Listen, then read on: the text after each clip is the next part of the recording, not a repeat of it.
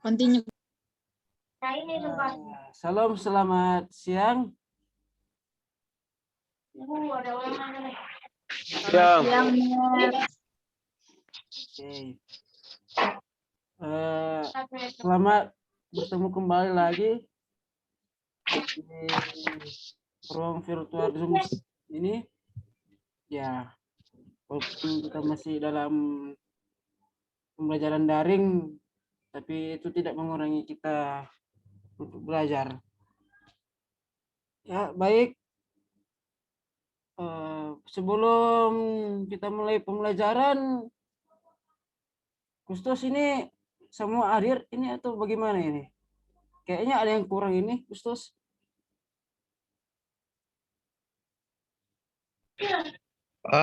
Mungkin nanti menyusul Stoner.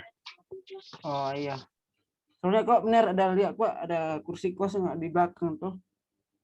Nah, iya. Oke, baik, kita akan mulaikan perkuliahan kita. Benar minta satu orang berdoa. Silakan.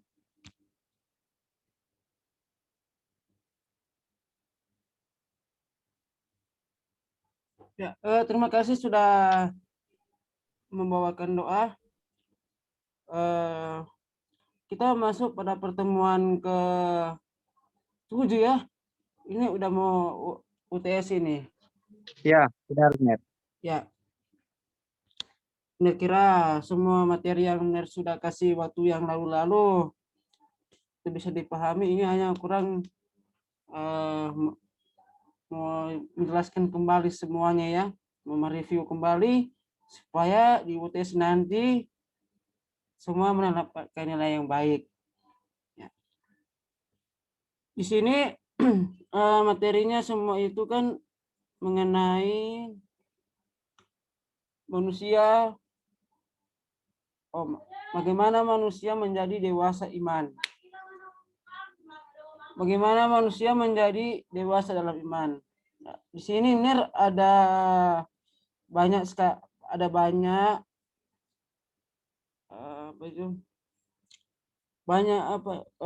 referensi-referensi yang Nir ambil, tapi nanti Nir akan bagikan kepada mahasiswa sebentar apa saja yang akan dipelajari. Cuma di sini ada banyak sekali di Nir punya handphone ini. Pertama, Nir mau tanya dulu ini kehadiran ini Kustos, apakah tidak ada halangan ini atau ada berhalangan?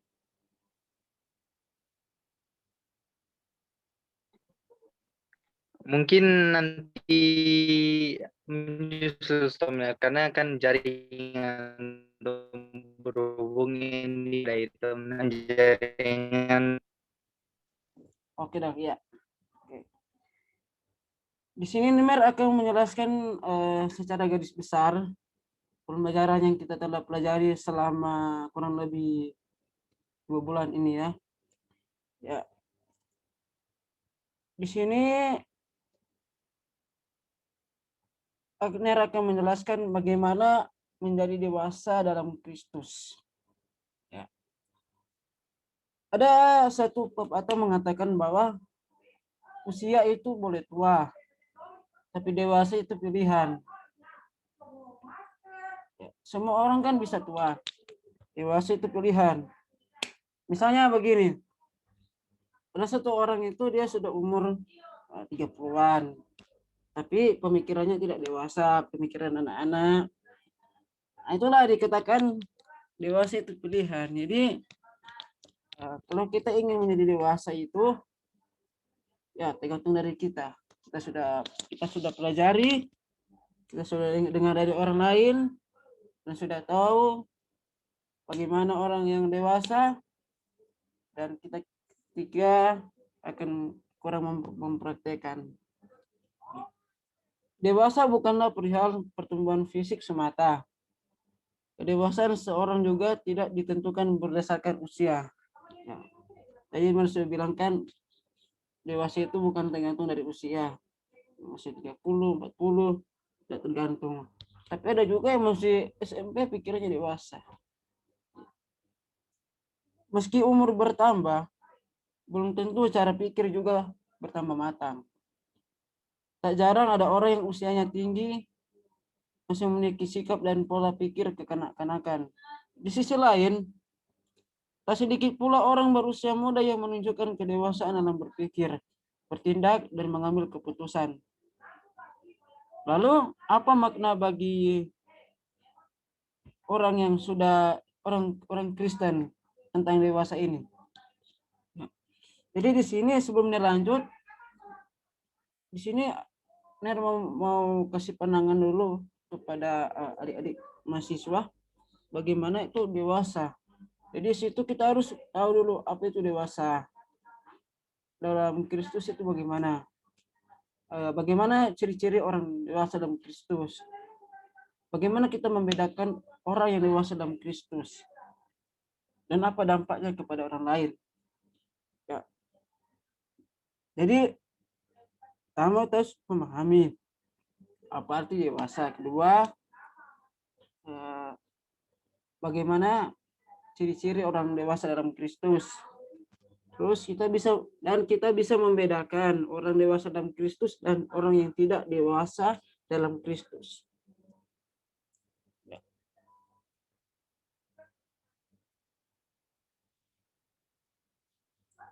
Pada saat ini di dalam materi yang Ner ada buat ini, memang sengaja Ner belum kasih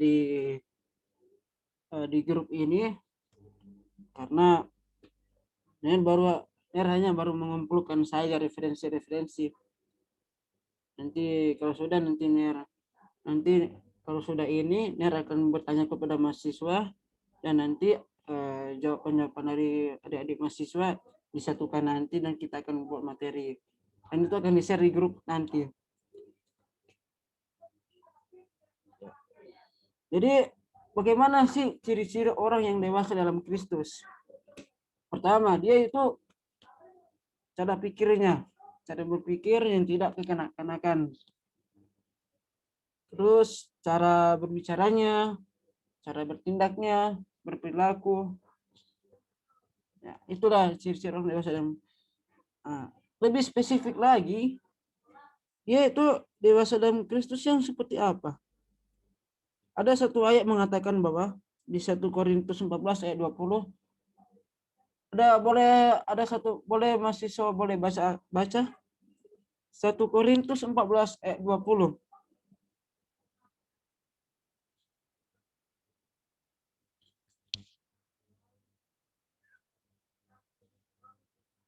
Berapa menit? 1 Korintus 14 ayat 20.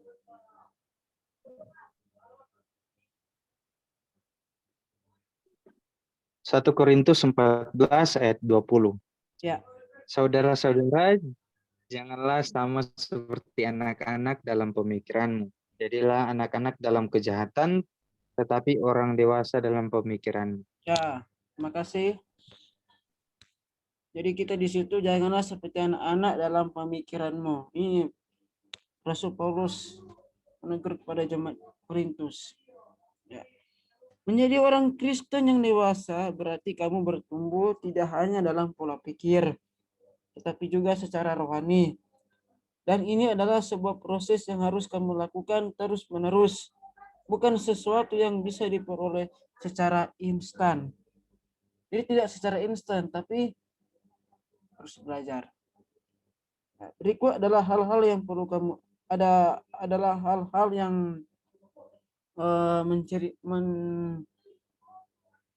menandakan bahwa dia orang itu dalam Kristus, sedang mau berusaha dan mau bertumbuh.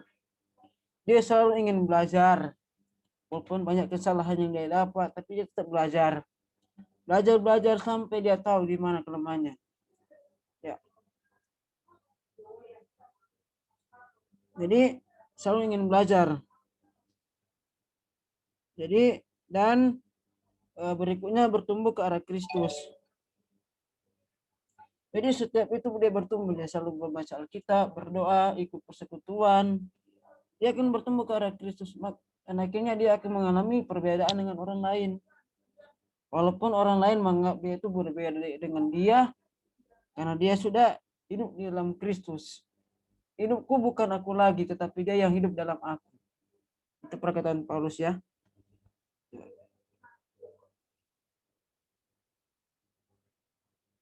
Jadi di situ dikatakan bahwa kita harus bertumbuh dalam Tuhan. Jangan bersifat kekanak-kanakan. Ya, orang malu bilang itu ngambek ya, ini maraju. Selesai sedikit sudah so bosan, sudah mau lagi. Jadi cepat putus asa, menyerah dalam keadaan.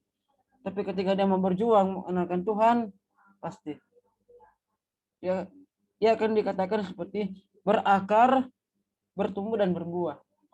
Jadi dia berakar dulu dalam Kristus, bertumbuh, jadi orang dewasa yang kuat dan berbuah.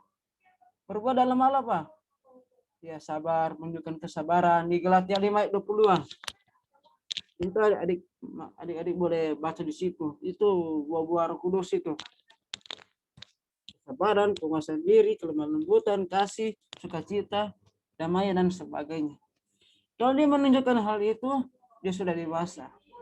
Sudah membuktikan bahwa dia itu dalam Tuhan. Ya. Oke, sebelum lanjut, ya mengingat waktu ini sudah mau habis. Ya inilah kekalahan kita kalau media daring ya. Ya mudah-mudahan di semester depan kita bisa berjumpa tatap muka dan tidak lagi seperti hal ini. Ya sebelumnya lanjut, apakah ada yang mau kasih tanggapan, mau kasih pendapat lagi tentang bagaimana orang bertumbuh dalam Kristus? Ada?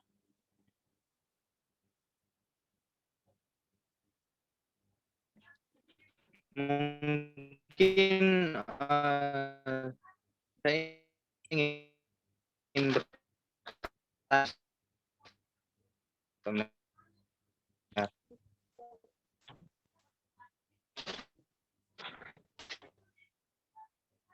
Nah, kira-kira Tuhan yang Ya. dalam pemikiran kanakan tetapi sedang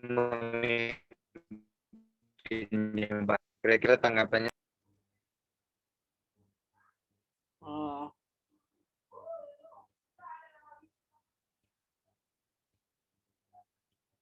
Oh iya, oke.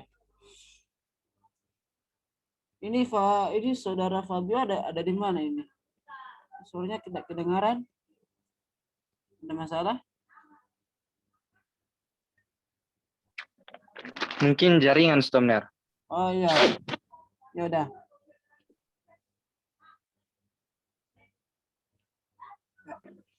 Oke. Jadi inti pertanyaan saya, misalnya kalau ada hamba Tuhan yang sudah ditetapkan jabatannya mengembalakan jemaat, tapi pemikirannya masih kekanak-kanakan, kira-kira tanggapannya bagaimana? Dia oke, ada seorang hamba Tuhan ditentukan ya untuk mengembalakan. Nah, Ya, sudah diberi jabatan. sudah diberi jabatan, tapi tidak mau atau tidak mau ya. Jadi Masih kekanak-kanakan. masih kekanak-kanakan ya. Berarti ya, artinya itu kalau sudah ditentukan, yang pertama yang menentukan itu pasti ya, kalau dia menentukan pasti ya, apalagi dalam melayani Tuhan, pasti yang menentukan ini sudah berpikir dengan baik, siapa yang pas untuk ditempatkan di tempat ini untuk mengembalakan. Karena ya anak mungkin yang menentukan itu salah memilih. Dia sudah pilih dan ditentukan, oh kamu yang akan menjadi gembala di sini. Nah, karena dia sudah hamba Tuhan terus ditentukan, tapi pemikirannya kanak-kanak, berarti yang menentukan itu tidak mencek dulu atau tidak melihat dulu apakah dia sungguh-sungguh, apakah intelek pengetahuan tentang pengembalaan, apakah dia sudah mengerti atau tidak. Karena ada orang kan, oh dia ke hamba Tuhan, oh ya dia aja langsung saja, karena dia sesekolah kita. Apalagi orang tuanya gembala sidang, mantap, dia punya anak aja. Ada kan orang yang langsung tunjuk saja, melihat dia sudah selesai sekolah kita, langsung saja dia saja yang mengembalakan di tempat ini tanpa mencek dulu. Kan sama kalau mau masuk polisi kan tes dulu, bukan hanya lihat dulu, oh dia kuat tinggi, badannya besar, dia punya kepribadian mantap, tapi tes dulu apakah dia mampu tahan banting. Berarti yang salah di sini yang menentukan, misalnya saya yang menentukan, berarti salah, berarti yang salah saya, karena tidak dilihat dulu, tidak dites. Jadi kira-kira seperti itu, Fabio.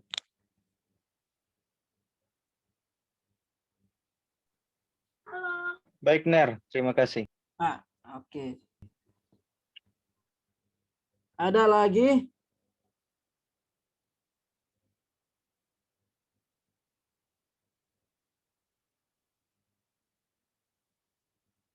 Ini ada Andre, ada Jesse.